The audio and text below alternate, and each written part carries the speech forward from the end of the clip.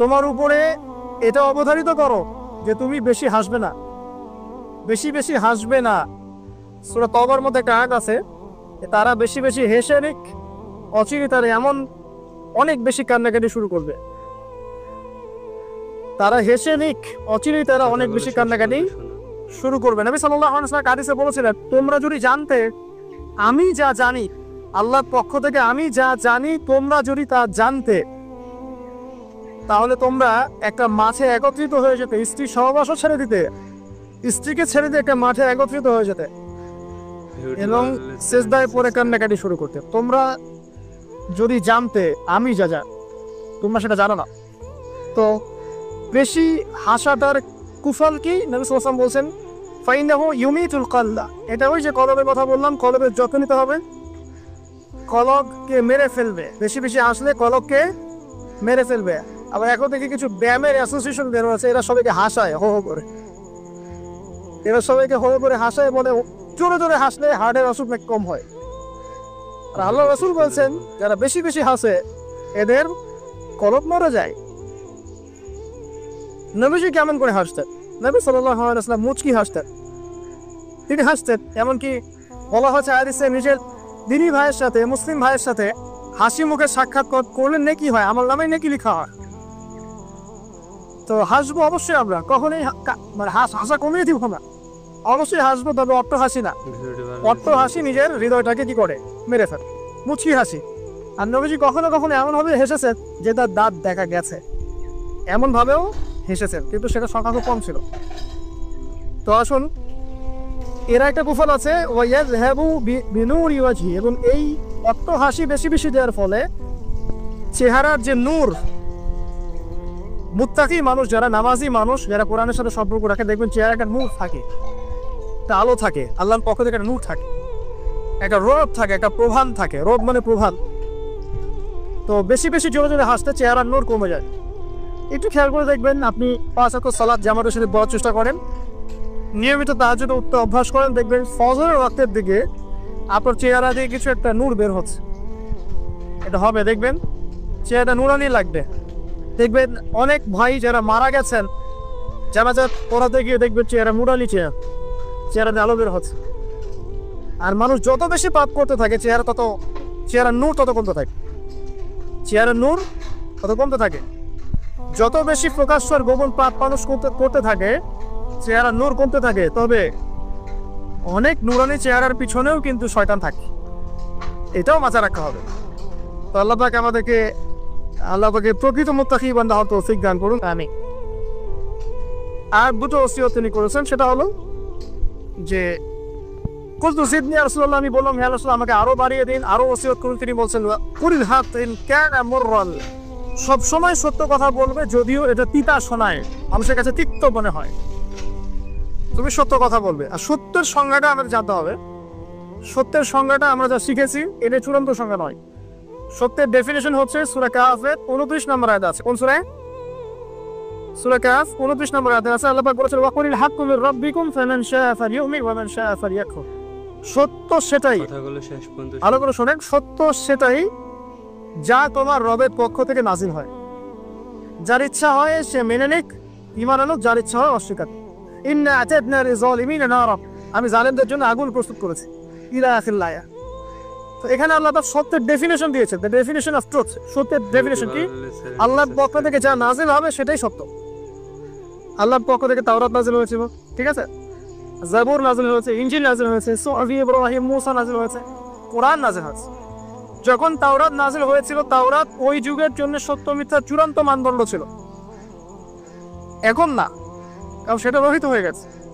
জাবুর ওই যুগের জন্য সত্য মিথ্যার চূড়ান্ত মানদণ্ড ছিল, ইনজিল ওই যুগের জন্য ছিল। যখন থেকে কোরআন নাজিল হয়েছে এবং সুন্নাহ এসেছে, কিয়ামত পর্যন্ত সত্য মিথ্যার এর বাইরে কোনো মানদণ্ড আছে?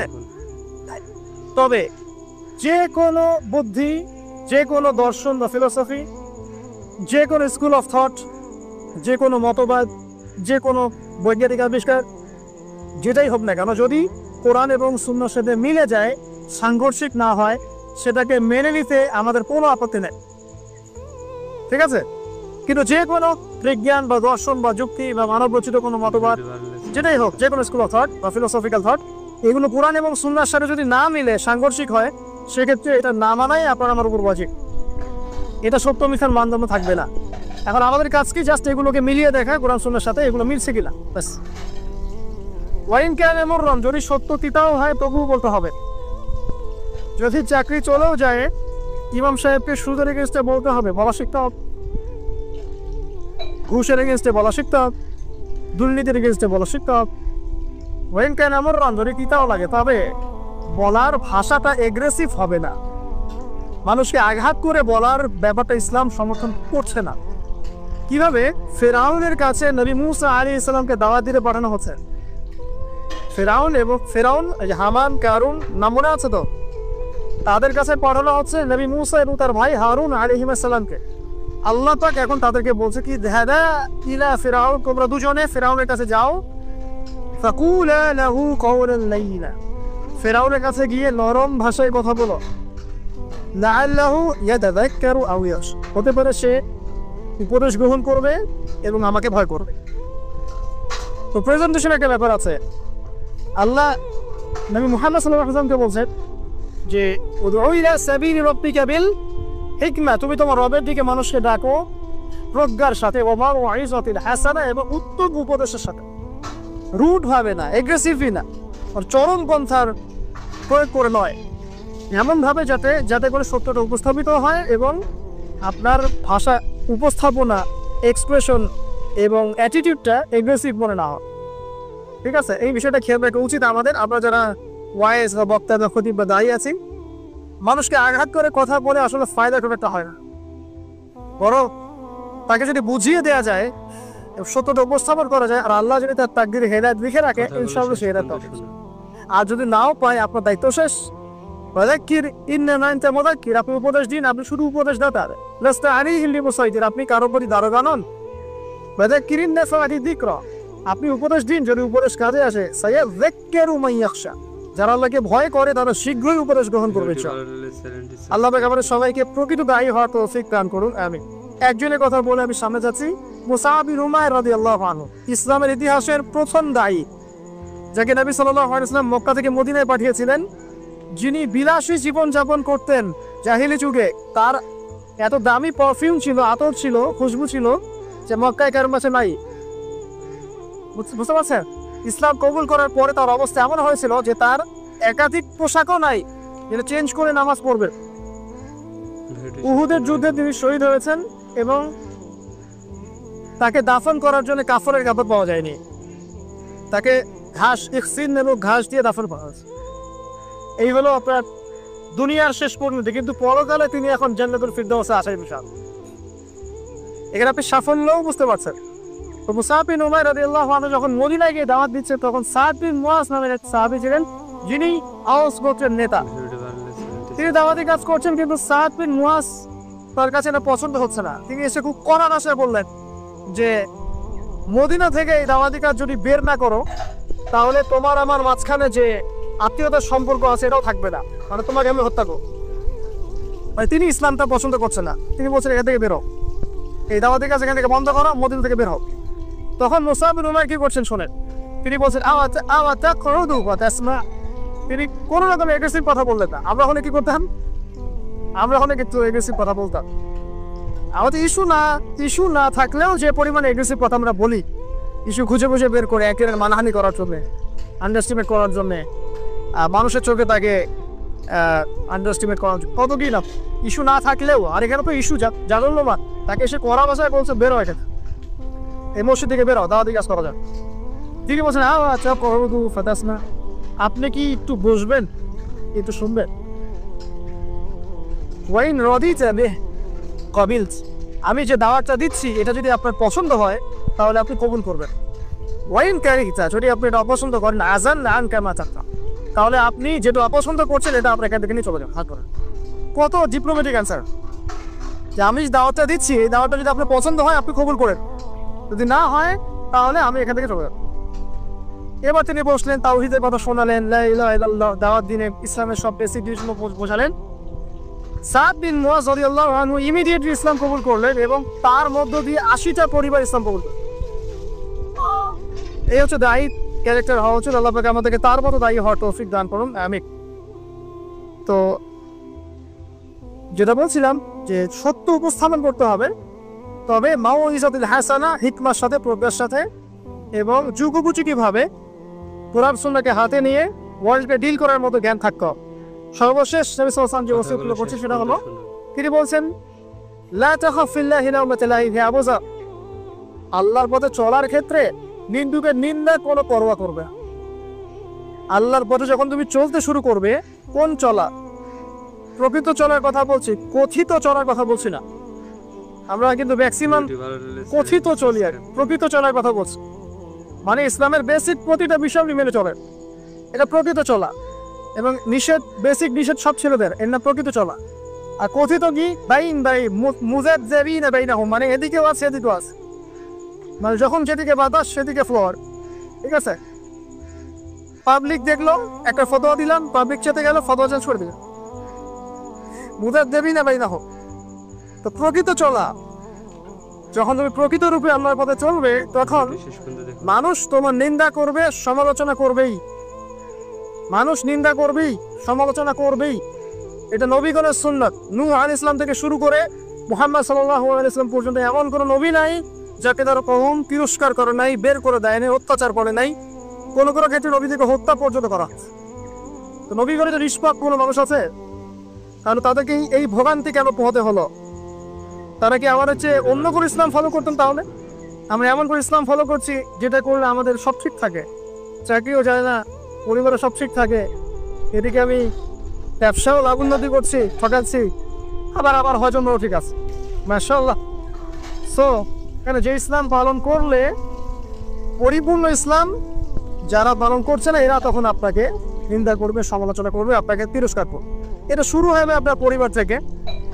আপনি টোটাল ইসলাম ফলো করার চেষ্টা করেন, আপনার পরিবার থেকে বাধা চলে হবে ফার্স্ট অফ অল, এখান থেকে। তারপরে সমাজ মেনে নিবে না, তারপরে দেখা যাবে ধর্ম নেতারা মেনে নিবে না। প্রচলিত একটা সিস্টেম চলছে, আপনি এসে একটা নতুন কিছু বলছেন, তবে এরা মেনে নিবে না, যে নতুন বিষয়টা অবশ্যই কোরআন সুন্নাহর সাথে মিল আছে। তারপরে সর্বোচ্চ লেভেল ফেরাউন, নমরুদ, এটা পরে, ওটা সবার আগে আসবো। তবে নবীজি বলছেন সাল্লাল্লাহু আলাইহি ওয়াসাল্লাম, লা তাখাফু ফিল্লাহি লাওমাতা লাইম, কোন নিন্দুকের নিন্দা বা সমালোচনার পরোয়া করবে না। মনে রাখবেন, যারা বীর তাদের গায়ে আঘাতের চিহ্ন থাকে, যারা পুরুষ এদের গায়ে কখনো আঘাতের চিহ্ন থাকে না। আর যারা ইসলাম ফলো করেও খুব পুত পবিত্র থাকতে চায়, ডানেও যাবো না, বামেও যাবো না, এভাবেই সব চলবে, তাদের ইমান, ইসলাম এবং ইহসান নিয়ে নতুন করে ভাবার সময় এসেছে এখন। আল্লাহ পাক আমাদেরকে প্রকৃত ইসলাম ফলো করার তৌফিক দান করুন, আমিন। আর প্রকৃত ইসলাম মধ্যমপন্থী, এটা শৈথিলতাবাদীও নয় এবং চরমপন্থীও নয়। প্রকৃত ইসলাম মধ্যমপন্থী, না শৈথিলতাবাদী না চরমপন্থী। সর্বশেষ ওসিয়ত ছিল তার, জিদ ইয়া রাসূলুল্লাহ, তিনি বলছেন, ক্বাল লিয়াহজুসকা আনিন নাস মা তা'লামু মিন নাফসিক, অন্য মানুষের সম্পর্কে নিন্দা করার মানসিকতা তোমার যদি তৈরি হয়, অন্য কারোর সম্পর্কে নিন্দা করার, সমালোচনা করার মানসিকতা যদি তোমার তৈরি হয়, তাহলে তুমি আগে নিজের দিকে খেয়াল করবে, ওইটা তোমার মধ্যে আছে, তারপরে তুমি কথা বলতে আসো। মানুষের সম্পর্কে নিন্দা সমালোচনা করার আগে তুমি নিজের কলব এবং নিজের নফসকে দেখবে তোমার মধ্যে সেটা আছে কিনা। এটা যেন তোমাকে বাধা দেয় যে তোমার মধ্যেও তো সেই বিষয়টা আছে, তুমি কেন ওই বিষয়টা নিয়ে অন্য কারো সমালোচনা করতে যাচ্ছ। এখন অনলাইনের যুগ, এটা আমাদের খুব ভালো করে মাথা রাখা উচিত। আমরা আর কিছু পারি আর না পারি, দিনের জন্য কিছু করতে পারি আর না পারি, সমালোচনা আর গীবত তো আমাদের এক্সপার্ট। দেখেন ফেসবুক আর কমেন্ট বক্স যে ফাটাই ফেলছে, বাস্তবে সে দিনের জন্য কিছুই করে না। দিনের জন্য একটা বই লিখেছে, না একটা লেকচার দিয়েছে, না মানুষকে হক কথা বলেছে, না কোনো হ্যাসেল কহিয়েছে, না তার উপর কোনো সাফারিংস আসার পর সবর করেছে, কিছুই করে নাই। ইভেন গিয়ে দেখেন মাথা করে যে বিশুদ্ধ করে কোরআনটুকু তেলাওয়াত করতে পারি কিনা। বকর করার সময় আর কমেন্ট করার সময় আর মানুষকে সমালোচনা করার সময় দেখবেন সবার অগ্রগতি হকানে এমন সে জাতির উম্মাহ, যে সে উম্মার নেতৃত্ব দিচ্ছে। তো সবচেয়ে বড় কথা হচ্ছে আল্লাহ পাক মানুষের ভিতরের কথা জানে। আল্লাহ রাব্বুল আলামিন এই হাদিসের মধ্যে দিয়ে আমাদেরকে জানাচ্ছেন, অন্যের ব্যাপারে কটু কথা বা নিন্দা সমালোচনা করার আগে তুমি দেখবে তোমার মধ্যে সেই প্রবলেমটা আছে কিনা। আল্লাহ পাক আমাদের সবাইকে নিজের চেহারা আগে আয়নায় দেখা তৌফিক দান করুন, এরপরে অন্য কারো বিষয়ে মানদণ্ড আনা তৌফিক দান। আরেকটা কথা বলে শেষ করি যে সবাই সবকিছু সমালোচনা করবে না। যে ব্যক্তি আলেম সে একজন আলেমের সমালোচনা করতে পারে, এটা মানায়। যে আলেম না, যে দিনে কিছুই বোঝে না, যে পুরানো তেলাওয়াত করতে পারে না, হাদিসে নেবারতও করতে পারে না, কিছুই পারে না, সে কেন একজন আলেমের সমালোচনা করবে? তার কি অধিকার আছে এটা নিয়ে সমালোচনা করার? একজন পলিটিশিয়ান আরেকজন পলিটিশিয়ানের সমালোচনা করতে পারে। আমি পলিটিক্স বুঝি না, আমি সমালোচনা করবো না, সিম্পল। একজন ইকোনমিক ব্যক্তিত্ব যিনি ইকোনমিক্স নিয়ে পড়াশোনা করছেন তিনি সমালোচনা করতে পারেন আরেকজন ইকোনমিক্সের। আমি তো ইকোনমিক্সে কিছুই বুঝি না, আমি কেন সমালোচনা করতে যাব? এই জাতিগত পরিবর্তন আনতে হবে। যে সেক্টরে আছি আমরা, সেই সেক্টরে দক্ষ মানুষদেরকে সেই জায়গায় নেতৃত্ব দিতে হবে। তখন দেখবেন ইনশাআল্লাহ সমাজে সুশৃঙ্খলতা আসবে, শৃঙ্খলা আসবে ইনশাআল্লাহ। আপোষের যে ভেদাভেদ, কাদা ছড়াছড়ি এবং অতিরিক্ত কথা বলার মানসিকতা এবং কম কাজ করার মানসিকতা, এগুলো চলে যাবে ইনশাআল্লাহ তাআলা।